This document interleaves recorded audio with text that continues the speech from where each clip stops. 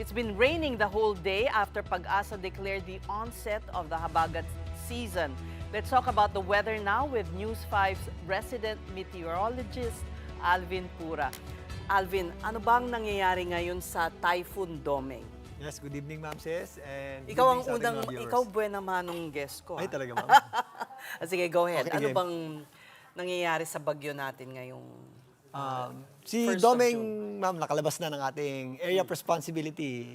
Fortunately, hindi naman siya naglandfall or hindi siya nagkaroon ng direct effect sa atin. And fortunately din, hindi siya ganoong lumakas. Pero usually naman, kapag may dumadaan na bagyo, papasok ng June or late May, yun na yung nagtitrigger ng ating habagat or southwest monsoon. So, ito Kaya, na. coincidentally, nung Saturday, nag-announce na ng Pag-asa.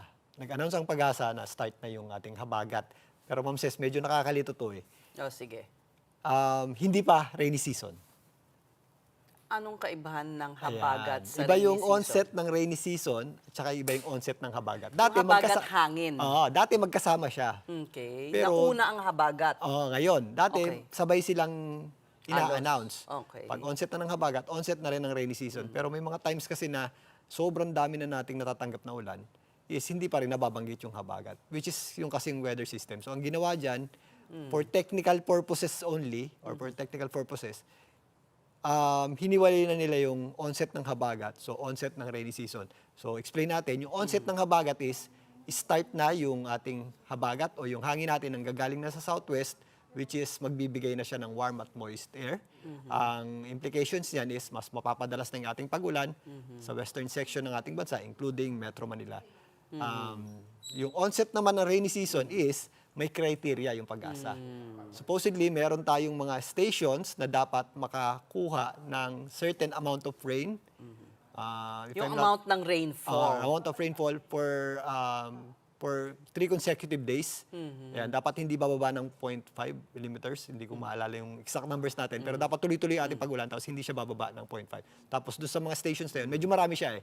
Pero dapat mga 7 doon sa stations na yun, masatisfy yung amount ng rainfall na yun. So medyo complicated. Explain natin next time siya. Pero Hindi, pero nagigets ko na. So, magkaibang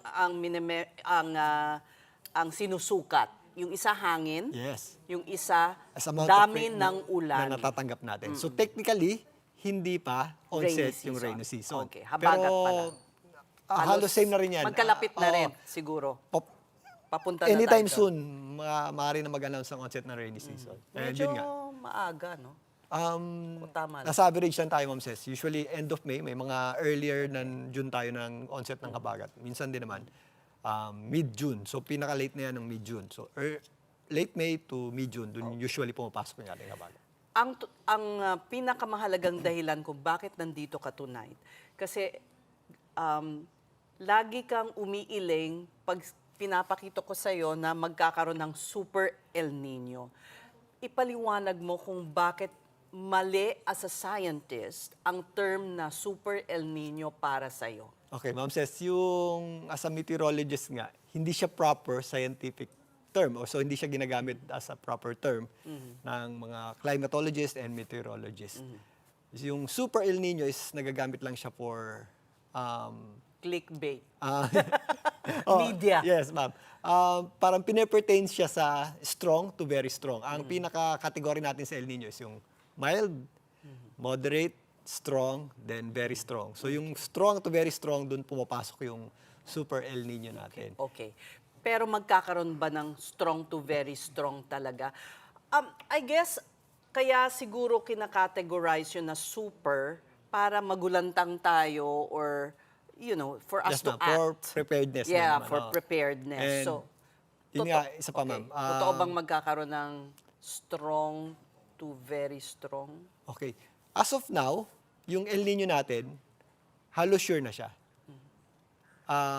By mid-June or this coming June or July, sure na magkakaroon na tayo ng El Nino. El Nino is yung abnormal. Paliwanag mo yung kung ano ang El Nino. Okay.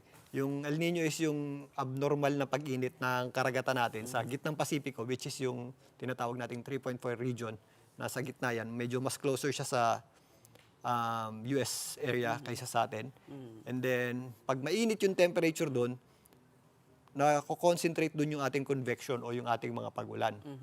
So, pag nandun yung ating mga pagulan, yung mga areas na opposite niya, which is yung Tayo. Philippines or Asia or Southeast Asia, Drought naman. oo, para mabalance yung mga ulan na nakikreate doon sa gitna ng Pasipiko. So, sa atin, napupunta yung drought or yung tagtuyot. So, ngayon, coming mid-year, meron na tayong halos sure na El Nino.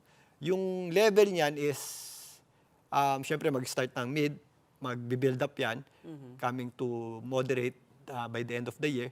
Tapos yung strong to very strong El Nino natin is nasa 30 to 40% pa lang ang chance for now Okay. by December to early next year. Tapos, it doesn't mean na meron tayong strong to very strong El Nino or yung tinatawag nga nating super El Nino is magkakaroon na tayo ng impact na severe din or Okay. mga sobrang impact na events. It only means na mas sure yung mga tagtuyot or yung mas drought So, compared dun sa severity dati. nung Oo. severity nung event. Okay. Severity nung impacts ng event. Okay. Ito ba will constitute such a very strong impact na kailangan na tinutukoy ni Senador Robin Padilla na force majeure event? For now, unang-una wala pa. Wala pa tayong El Nino. So hindi pa siya magagamit as force majeure event. And then para sa context ng force majeure for science is Okay. dapat acts of God siya na parang example is yung tinamaan tayo ng typhoon, which is yung yung masisira or hindi tayo makakapag-function mas maayos or earthquake, ganyan. Or direct hit nga ng typhoon. Pero yung ganitong klaseng El Nino na Tagtuyot. tagtuyot is, since wala pa nga, and pa-build up pa lang siya, makakapag-prepare tayo and para namang aircon dun sa Senado. So, I feel na makakapag-function naman tayo ng mas maayos Okay. kung meron tayong El Nino with the right preparedness. Thank you. Thank you so much, Alvin. Kaya walang tigil kaming nagkokonsulta sa iyo tungkol sa mga weather events. Maraming salamat. Thank you. That was Alvin Pura, News 5's resident meteorologist.